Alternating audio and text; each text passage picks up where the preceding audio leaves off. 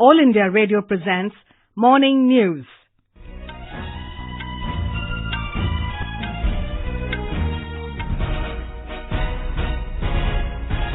Good morning. I am Lalema Aneja Dang.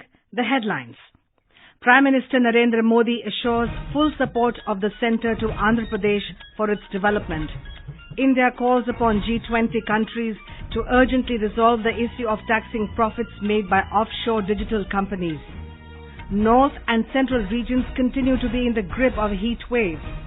In ICC Cricket World Cup, India beat Australia by 36 runs at the Oval. And in French Open, Rafael Nadal lifts men's singles title for the 12th time, defeating Dominic Thiem of Austria.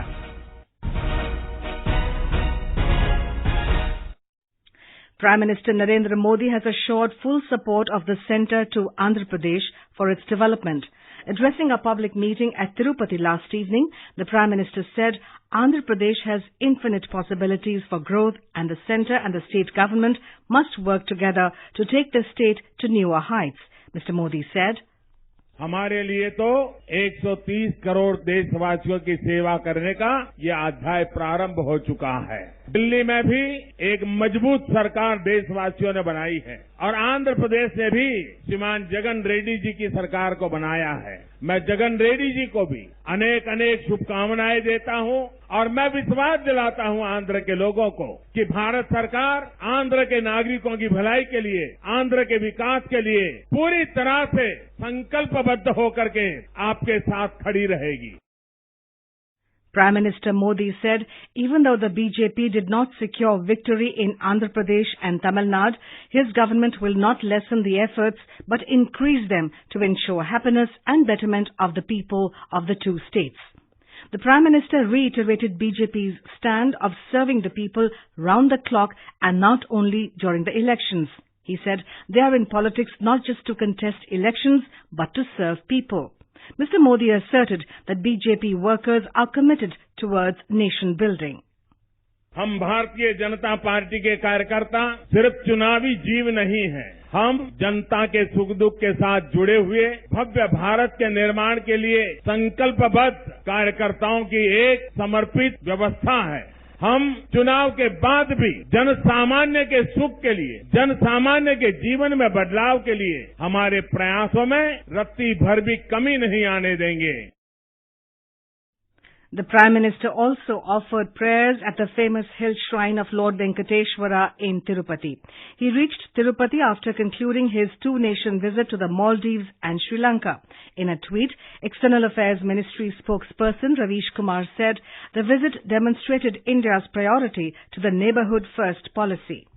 Yesterday, in Sri Lanka, Mr. Modi held a bilateral meeting with President Maithripala Sirisena. The two leaders held discussions on several issues, including unity in efforts for eradicating terrorism, maritime security in the Indian Ocean region, and cooperation in economic development.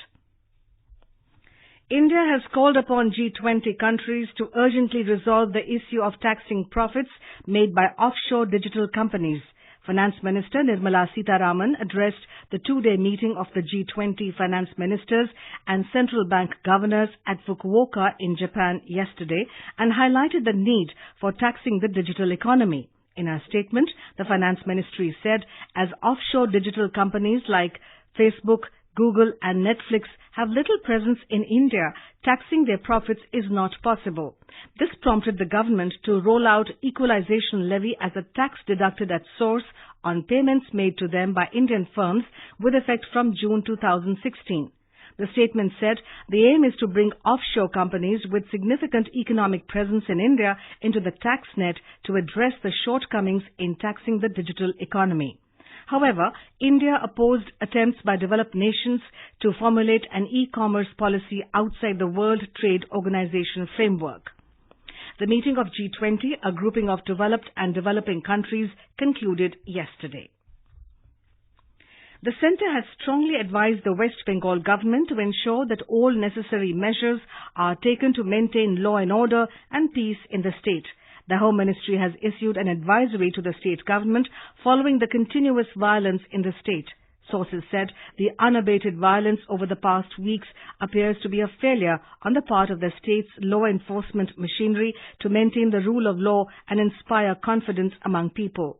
Expressing deep concern over the violence even after the conclusion of general elections, the centre has asked the state to take strict action against officials found delinquent in discharge of their duty.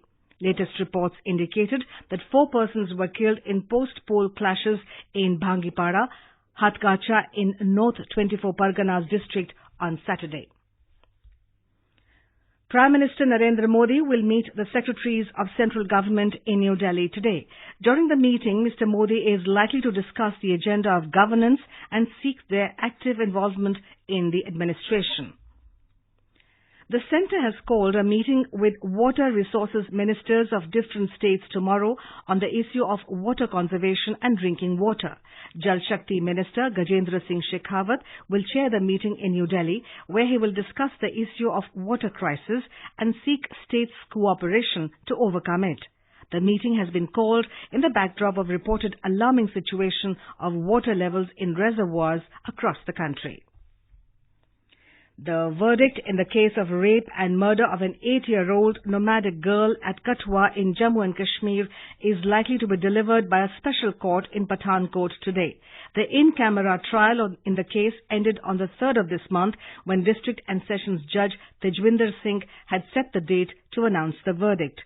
Elaborate security arrangements have been made in and around the court and in Katwa in view of the pronouncement of the judgment.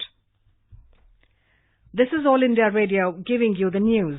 For quick news updates, follow us on Twitter at AIR News Alerts. North and central regions of the country continue to be in the grip of heat wave conditions. There has been no relief from heat wave in these regions, even as the monsoon advanced in the southern state of Kerala yesterday. Sri Ganganagar in Rajasthan was the hottest place in the country at 48.5 degrees Celsius.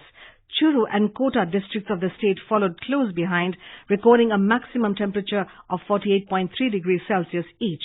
In Delhi, the maximum temperature settled at 43.8 degrees Celsius, 4 notches above the season's average.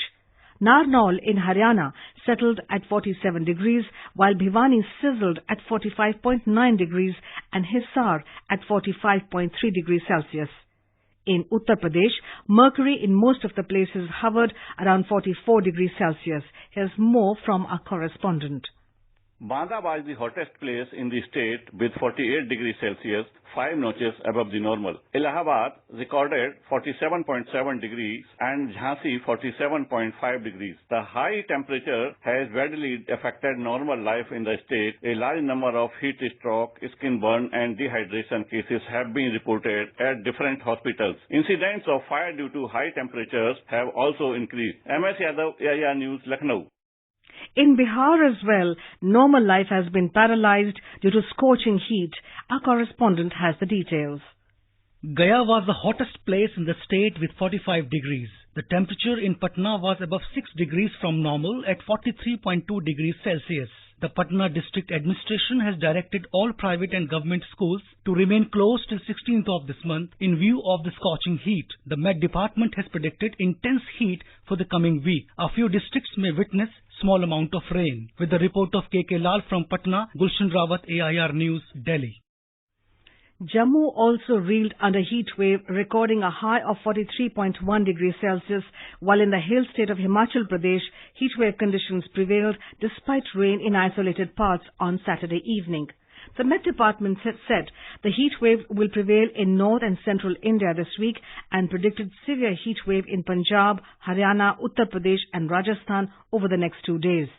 Maharashtra experienced pre-monsoon showers in various parts yesterday, giving respite from scorching heat. Kerala also witnessed moderate rain at several parts of the state.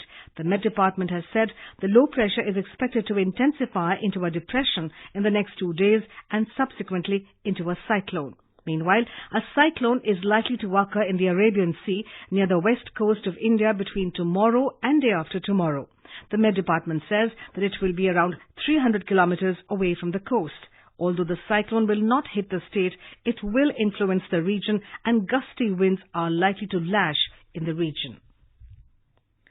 In Jharkhand, 8 people were killed and more than 24 injured in a road accident at Dhanwa Ghati in Hazaribagh district in the wee hours today. The accident occurred around 3 a.m. when a bus going from Ranchi to Gaya hit a trailer loaded with rods. All injured have been admitted to a hospital in Chauparan. The News Services Division of All India Radio, in its weekly bilingual live phone-in program Public Speak, will bring you a discussion tonight on Raktadaan Mahadan. It can be heard on FM Gold channel and additional frequencies from 9:30 p.m. In the ICC Cricket World Cup, India recorded a stunning 36-run win over defending champions Australia at the Kennington Oval in London last night. Here's a report. Team India produced an exceptional all-round performance to pip 5-time champions Australia, against whom the men in blue had won just one of their last 7 World Cup matches before last night's game at the Kennington Oval. Opting to bat, the men in blue rode on man of the match Shikhar Dhawan's 117 and his 127-run opening wicket stand with Rohit Sharma. India posted 352 for 5, the highest total by any side against the Aussies in World Cups. Dhawan's century was India's 27th ton, most by any team in World Cup history. Rohit, who scored 57, became the fastest Indian to make 2,000 runs against the Kangaroos in ODIs. Skipper Virat Kohli made 82, which was his 50th half-century in one days. Defending 353, India then dismissed Australia for 316 to record their second consecutive victory after an opening win over South Africa. India will next play New Zealand on Thursday. Sabi Hassan Khan, AIR News.